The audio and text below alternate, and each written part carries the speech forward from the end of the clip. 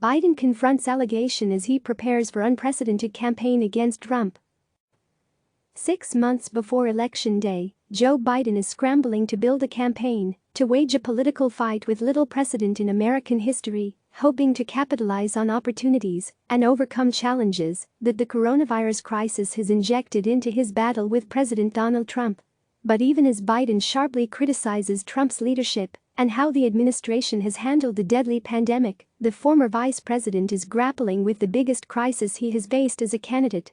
He has denied an allegation of sexual assault by a former Senate aide, but aides and allies privately acknowledge the allegation will likely remain as a cloud for the duration of the campaign and will be used as a political weapon by Trump and his backers.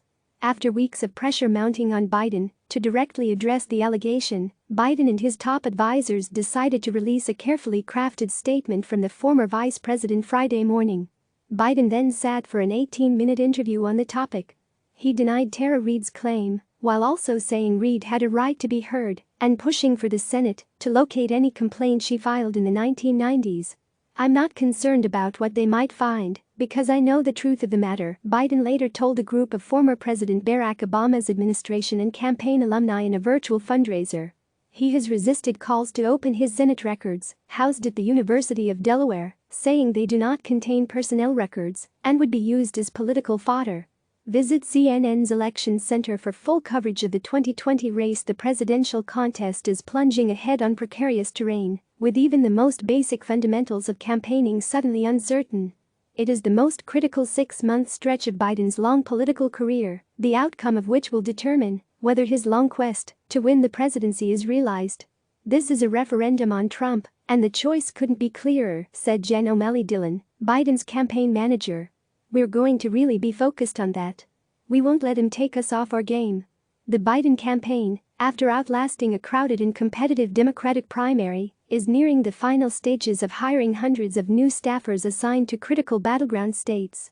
But even that basic step is complicated by coronavirus, which has turned a traditional campaign into a virtual one, for which there is no playbook. With voter registration drives, rallies and organizing events on hold, both campaigns are searching for new ways to reach their supporters. The prospects of a crowded summer political convention also are highly in doubt, raising the prospects for the next 184 days to be remarkably unorthodox. While Biden holds early advantages in recent polling from several battleground states, his advisors are bracing for a brutal fight with Trump. Only 5 of the 18 incumbent presidents who have run for re-election since the turn of the 20th century have lost. The campaign will play out in traditional swing states, with the Biden campaign poised to concentrate its most intense efforts on the battlegrounds of Wisconsin, Michigan, Pennsylvania, Florida, Arizona, and North Carolina. But Trump's weak standing at this early stage of the race could create opportunities in Georgia, Ohio, and other states Trump carried in 2016. His vice presidential selection process is already underway, naming a search committee late last week with a goal of announcing his decision as early as July. It will be one of the most important moves of his campaign, aides say, which offers an opportunity like few other moments in a White House bid. Aides believe Biden possesses unique assets, empathy, and decades of experience that match the political moment in which the 2020 race will be run. Biden at a Friday night fundraiser said Trump is just about the worst possible person to handle a crisis like this. He seemed completely overwhelmed by it. He doesn't have a team, the temperament, or, quite frankly, the moral authority to take it on. But the former vice president won the Democratic primary with an analog campaign, with a base much older and less engaged online than those of rivals who were much more attuned to modern digital organizing and persuasion tactics. He is now under pressure to adapt to an environment in which his retail politicking skills are devalued and his relatively modest digital presence must grow rapidly. Aides are in the early stages of discussing what a return to traditional campaigning may look like in the coming months, a Democrat familiar with the conversation said. Biden has spent the past 7 weeks holding virtual events and fundraisers from the basement of his Delaware home, but aides are weighing the possibility of holding smaller-scale events, such as conducting tours as places start to reopen. "I miss seeing people," Biden said in a recent Instagram live with his wife Jill and soccer star Megan Rapinoe. "Me looking in someone's eye and hearing their concerns and stories, that's how I get my information, and that's what I like the best." Another worry of Biden's top aides, which grew after Republicans in Wisconsin refused to expand access to by-mail voting in the state's April 7 primary, is over how the November 3 election will be conducted. Voting laws are a state-by-state patchwork, with Democratic elections lawyer Mark Elias, the national and state parties and advocacy groups currently seeking to broaden opportunities to cast ballots in some of them. The pandemic has at least temporarily stopped Biden's campaign from conducting voter registration drives in key cities and college campuses that could offer a bounty of Democratic voters. Biden is also for the first time confronting an opponent who is willing to attack him in ways other Democrats would not. Following Biden's interview on MSNBC on Friday morning, in which he said the allegations by former aide Tara Reade that he sexually assaulted her in 1993 are not true and never happened, Trump campaign spokeswoman Erin Perrine said Biden had dug a deeper hole. Biden has asked for the Senate to search through personnel records and release any claim of misconduct that Reade filed.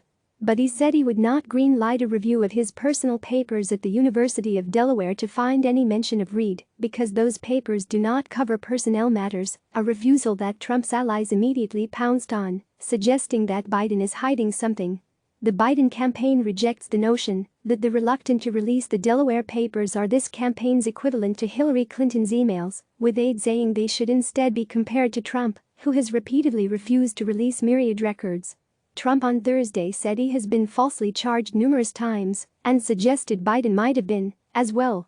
The comment blurred lines between the accusation Biden faces and the more than a dozen women have leveled allegations against Trump, ranging from unwelcome advances to sexual harassment and assault.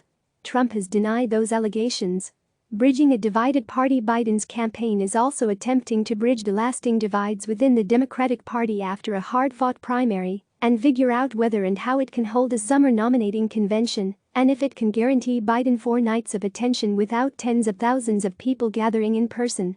Obama has signaled his intention to make winning the White House a top priority over the next 6 months, aide said, pledging to campaign aggressively for Biden and in House and Senate races. The former president believes his biggest contribution can be helping to unify the Democratic Party. While Bernie Sanders and all of the major 2020 Democratic candidates have endorsed Biden, the fissures inside the party remain palpable, with considerable work ahead to bridge the divide. One major decision that remains is what the Democratic National Convention, originally scheduled for July in Milwaukee, but already delayed until August, will look like. The convention's official function is to nominate Biden as the party's presidential candidate. But it's also a 4-night, primetime showcase featuring all of the party's most prominent figures making their strongest uninterrupted case for their nominee, a milestone moment that campaigns typically hope will give their poll numbers a boost and energize their supporters. The Biden campaign and Sanders announced an agreement this week allowing Sanders to keep hundreds of delegates he otherwise would have forfeited due to dropping out of the race last month. The move is among several attempts the Biden campaign has made to show it's committed to uniting the party and bring Sanders' progressive supporters into the fold. Biden and Sanders had previously announced their teams would establish 6 policy working groups on immigration, criminal justice, the economy, climate action, education, and health care, and the former vice president has already made substantive policy overtures on Medicare eligibility and student loan debt. Several top advisors to Biden are also working with progressive groups to seek their input as the campaign moves forward to the general election. Biden aides say that, in part because Biden and Sanders personally get along, the two camps have worked well together thus far. Former top Sanders aide Jeff Weaver co-founded a super PAC supporting Biden. New digital organizing efforts with social distancing and work-from-home practices in place, field organizing has turned to a digital format. Biden's campaign staff has left behind its Philadelphia headquarters, with staffers instead decamping to their hometowns or cloistered in small apartments they'd expected they wouldn't be spending much time in. With door-knocking drives, in-person volunteer trainings and surrogate events now impossible, the campaign's organizers are attempting to reach voters instead through phone calls, texts, emails and on social media. Our ultimate goal is not much different than it would be if we were in an in-person campaign. We are looking for ways to engage new supporters and invite them to take action with the campaign and build our army of volunteers, said Molly Rittner, the state's director for the Biden campaign. And secondarily, we are looking for opportunities to connect with voters in a way that meets them where they are. field organizers have replaced traditional door knocking with community check-in calls to ask how people are coping with the coronavirus pandemic. Organizers and supporters participate in virtual house parties to connect with voters in their communities. Even though we might not be making the hard ask or knocking on their door the way we would be in an on-ground the campaign, I think we're finding, if you meet people where they are, we're having really effective conversations that we strongly believe people are going to remember in November, said Rittner, who noted any return to traditional field organizing will involve considerable planning and follow recommendations from health professionals to ensure the safety of organizers and supporters. Biden's campaign is attempting to arm supporters for digital warfare. A week ago, the campaign held a summit for more than 700 supporters focused on showing backers how to make and share content across social media. One volunteer is building pro-Biden Pinterest boards. Many others are making videos. Biden's campaign reached 63 million video views across all social media channels in April and outspent Trump on digital advertising in March. Online fundraising picks up. Biden's fundraising has also moved entirely online, with the former vice president holding nearly daily events over Zoom with donors while reporters listen in. One Biden fundraiser who is in close contact with his aide said that it was initially difficult to get donors to participate in online events rather than waiting for in-person fundraisers. But over the course of the past, I'd say, 3 weeks, maybe longer, it's been abundantly clear this situation is going to last a little longer than most folks first thought. People are just settling into this being the new norm, and this is the best way to support the campaign, the fundraiser said, speaking on condition of anonymity to discuss internal campaign discussions. Biden's campaign and the Democratic National Committee recently struck a joint fundraising agreement that will allow major donors to give up to $360,600. The move comes as Biden's campaign takes over the broader Democratic apparatus behind the scenes, much as the GOP's infrastructure is aligned behind Trump. The president and his party entered the general election with a massive financial advantage, with nearly $187 million more cash on hand combined, accounting for unpaid debts, than Biden and the DNC. The agreement means large Democratic donors who were allowed to give a maximum of $5,600 to Biden, half for use in the primary, half for the general election, are now able to cut much larger checks. Biden's small-dollar online fundraising presence has also grown rapidly. His campaign has more than doubled the size of its email list since Super Tuesday. We always knew that Trump and the Republicans could have a significant financial advantage going into the summer.